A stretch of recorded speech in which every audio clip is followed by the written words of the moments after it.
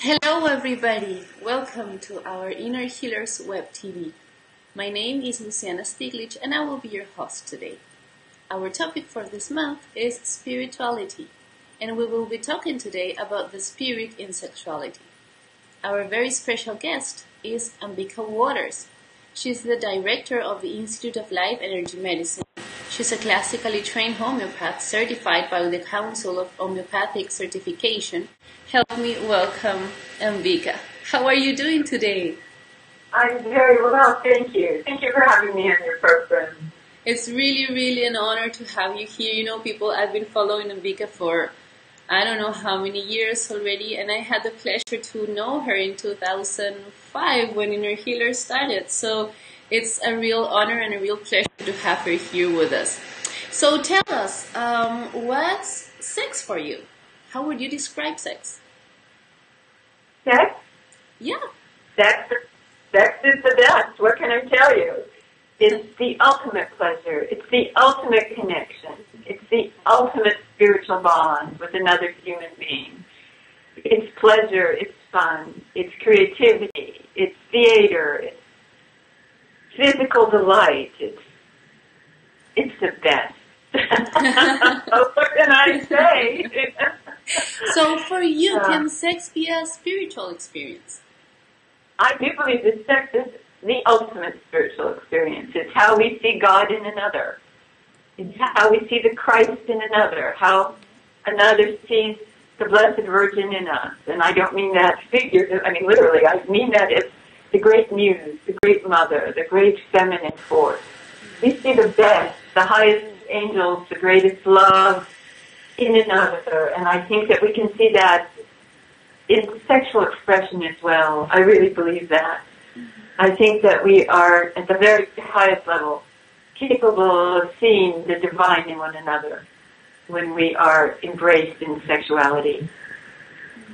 So can there be fulfillment in sex without spirituality? Yes, I think sex can be fulfilling at any level. It doesn't have to be the ultimate spiritual experience. I think it's the connection that we all crave. It's that connection of being seen and seeing another, that it's really so intimate in sexuality. It's so, the veil has been removed, and we see another in their vulnerability, in their openness, in their tenderness, in their aggressivity, with their humor. Sexuality is a wonderful, wonderful form of connection. It isn't the only form of connection, but it's the ultimate form of connection between human beings. And that's why it's sacred. That's why it's a sacred act. So are men or women more inclined to look for spirituality in sex? I think we're all looking for fulfillment in sexuality. I think women love fulfillment. We thrive in feeling fulfilled, whether it's through mothering, nurturing, cooking, gardening, taking care of things. It's our nature to seek fulfillment.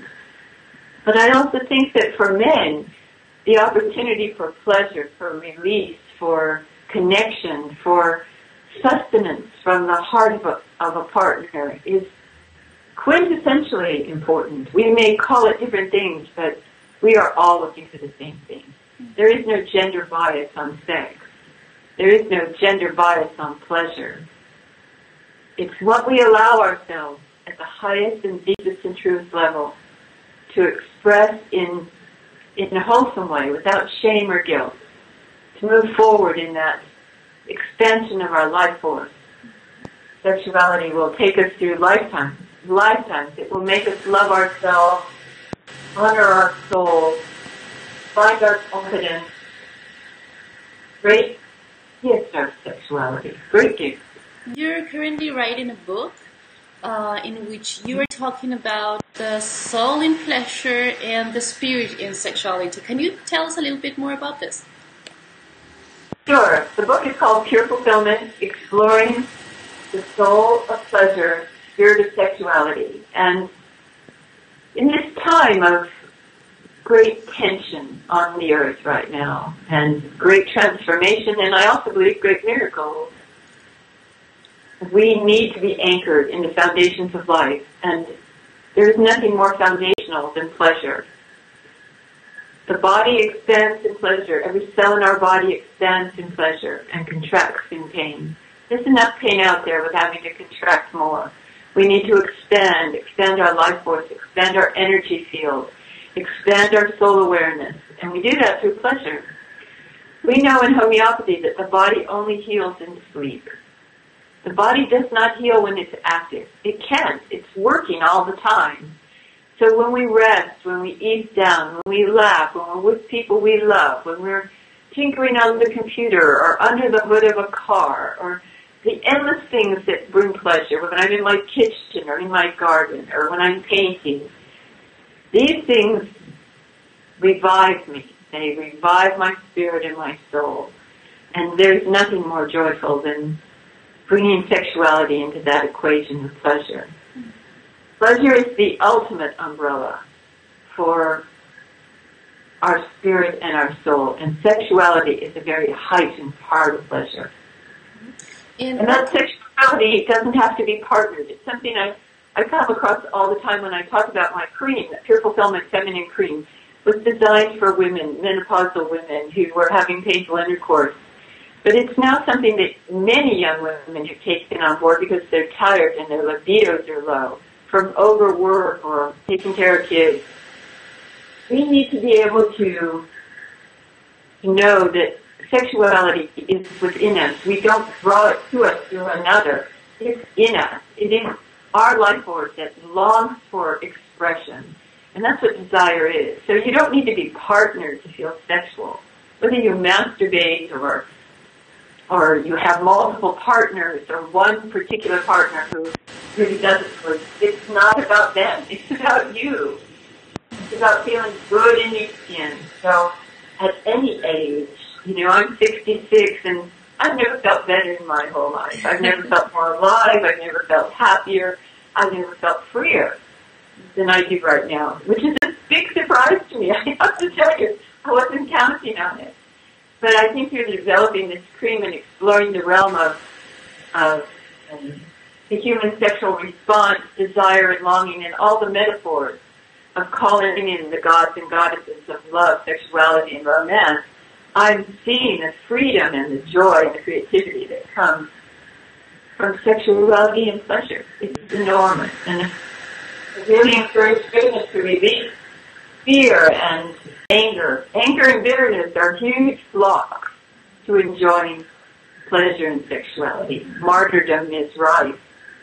The belief that other people are more important than us, that we are not at the center of our lives, that we must sacrifice and give over. These are very old, they're old paradigms, and it's time that they were forgiven and released. Mm-hmm. So what else can you tell us about hindering archetypes, like martyrdom, for example? Well, martyrdom and victimhood are very low-level archetypes. Let's start with victimhood. Who wants to be a victim? Because the victim makes somebody else the empowering one. To be the victim means somebody did it to you.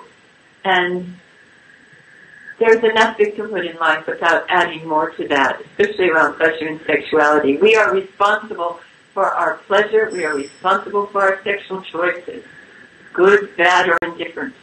So let's not kick ourselves. Let's find some compassion and love for who we are and for the mistakes we've all made. And there's nobody out there who hasn't made them. We've all kissed a lot of toes before we've kissed our princes and princesses. So, that's just how it is. It's just part of the learning curve. And let's find love and self-respect and self-esteem and gratitude for who we are. And the choices we can make in the future are about pleasure. What's the importance of respect in a sexual relationship? Oh. Respect is quintessential to sexuality, and it starts with self-respect. Without self-respect, you will not draw to you a respecting partner. So loving yourself, respecting who you are, respecting your limitations and your boundaries, respecting your desire and your longing, connection. These are the things that draw to us out of love, the partners who will enhance that in us, not diminish it. We of course want to respect the people we draw into our lives. We respect ourselves, we respect them. But it starts with self-respect. It starts with self-love and self-acknowledgement. And then, of course, it moves on to our partner. We are the center of our own universe. I think that somebody is more worthy of respect than we are is a misconception. What would you tell people whose cultural beliefs or religious beliefs are somehow in the way of their sexual experiences? There's nothing more in the way of our sexual experiences than shame and guilt. Nothing will rob us of our well-being more than that. I recently had a patient who said that she was orgasmic from a very young age, but was so shamed by her partner and her husband because she'd had sex outside her marriage. And I thought, now that's an anomaly. There's something unwholesome about being diminished for choices we've made in the past. And it's not very respectful to diminish anybody for the choices they made. Where is our compassion? Where is our compassion for the toes that we've kissed in the past? So we need to be very respectful of who we are and look very carefully at the boundaries we place on ourselves that limit our pleasure. And nothing is more damning than the religious dogma that we are not entitled to pleasure. We have bodies that have great longing and great desire and great capacity to fulfill our need for pleasure. And pleasure is always simple. It's not a complex thing. You spoke today about how beautiful it is in Peru, the sun coming out and flowers first. How simple is that, to enjoy that, to find the pleasure in that? And how simple to have wonderful sex with somebody you thoroughly enjoy. How simple is that? And how elegant is that? And why corrupt it with shame and guilt? Where does that come from? That's time to put that one away. Time to break that bit of rigidity up in our higher mind and in our consciousness and release it. It has no place. Why is it that it's no longer entitled to married couples? Well, a lot of married couples don't have good sex. They just have very perfunctory sex. It's not about the bond of marriage. It's about the bond of love. It's about the bond of love. It's what love draws into your life. Let it be fulfilled. Let it carry you to the heights of passion and the fulfillment of your desire. I don't believe that sex should only be limited to marriage. I think that's a crucible for a lot of unhappiness in marriage, actually. And I've seen that in my experience as a doctor. And I think that the ground rules of sex need to be self-respect, self-love, honoring another person's limitations, and not abusing anybody or taking advantage of anybody. And that's perhaps why the young need to be protected from sex. I do think that when people are old enough to make their own choices, they'll make good choices. And that's what good parenting is all about, showing your child how to do things that are self-respecting. I recently had some parents in my consultation who wanted to give their child the papillomavirus vaccine, which is a horrible and deadly vaccine. And the mother said, well, at least we know that if she has sex, she won't be contaminated.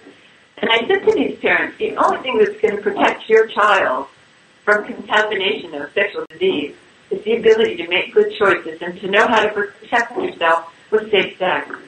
And if she can make good choices about who she invites into her life and into her bed, that comes from you giving her the confidence to trust herself and to be self-respecting. There is no medication or vaccine that can give that to another human being. Yeah, these are the forces of love that work in us and work through us. That just made me think about something that also usually happens in unhealthy relationships, which is power struggle. What can you tell us about power struggle in sexual relationships? Well, I think many people act their power struggle out through sexuality. They either give it too freely or they withhold it too much. And that's part of human nature. It's part of the egoic forces that can corrupt really beautiful spiritual sex. But I do think that the desire for sex is going to prevail. I think it's even stronger than the power struggle. I think at the end of the day you're going to say, whoa, okay, we'll take this power struggle somewhere else, but let's have good sex. We're in the last minutes of our interview. Any last words you have? Yes, I'd like to say something about the product Pure Fulfillment. We are looking for people around the world to sell this product to. Right now for women, we're doing a trial for men that looks like it's a very positive product that will increase and enhance male sexuality in a natural way. We're looking for people to help us carry this product out to the world. And they can go onto my website, which is www.lifeenergymedicine.com. That's one word. And get in touch. We're looking to get this out to people all over the world. It's a wonderful natural product. Thank you for the opportunity to share my opinions and beliefs with you. It's always a pleasure to talk to you, Luciana, and see you. And good luck with what you're doing. Thank you, and the best in your endeavors as well. Thank you for being with us, Ambika. Love to you. You too, darling. Bye-bye. Bye.